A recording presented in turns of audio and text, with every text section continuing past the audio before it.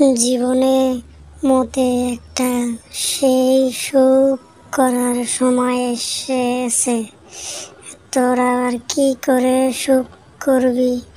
তোর তো বেটা ভাইস্তা সব বড় হয়েছে, তোর এখন সুখ করার পালা।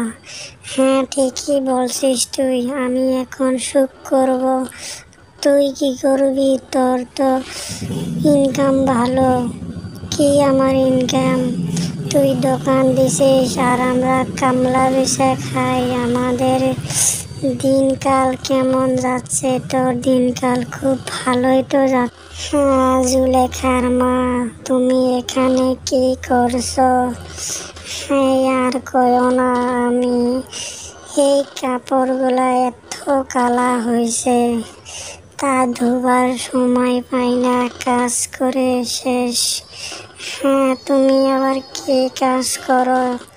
হ্যাঁ এই তো ধান গাড়ে উঠলাম এখন, তা এখন কাপড়গুলা ধোবর লাগবে। এই জায়গাটা খুব সুন্দর জায়গা, এই জায়গার মধ্যে কত ভালো লাগছে।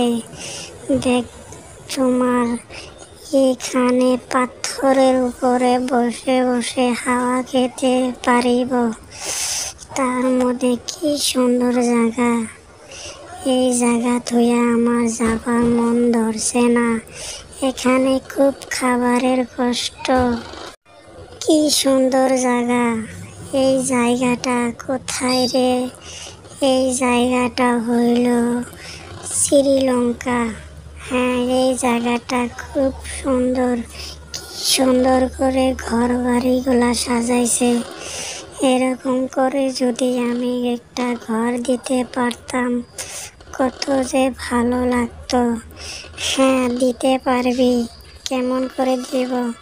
তুই যে বাউডুন্ডা মানুষ, তোর অল্প চলার নচন কচনটা অল্প ভালো করিস, টাকা কামাইতে